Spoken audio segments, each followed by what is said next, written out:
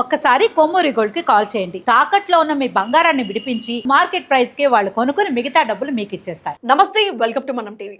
అన్నదాతల ఖాతాలకు 3,446 కోట్లు. యాసంగి సీజన్ కు పంటల పెట్టుబడి కోసం రాష్ట్ర ప్రభుత్వం మొదటి విడతలో 68,89,955 మంది రైతులకు 3,446 కోట్లను రైతు భరోసా కింద ఆదివారం విడుదల చేసింది. సిద్దిపేట జిల్లా నర్మెటలో జరిగిన సభలో ముఖ్యమంత్రి రేవంత్ రెడ్డి ల్యాప్టాప్ లో బటన్ నొక్కి నిధుల విడుదలకు ఆమోదం తెలిపారు. ఆదివారం సెలవు దినం కావడంతో సోమవారం ఈ నిధులు రైతుల ఖాతాలో జమ చేశారు. మొదటి విడతలో ఎకరం వరకు భూమి ఉన్న వారిని పరిగణలోకి తీసుకొని 57 లక్షల ఎకరాల వరకు ఈ సాయం విడుదల చేస్తున్నట్లు ప్రభుత్వం పేర్కొంది.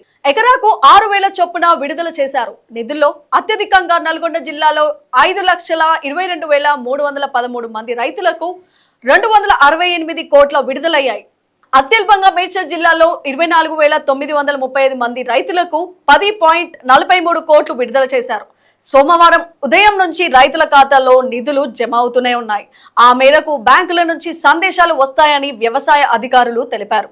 ఎకరం వరకు భూమి ఉండి నిధులు జమ కాని వారు సంబంధిత వ్యవసాయదారికారిని సంప్రదించాలని సూచించారు.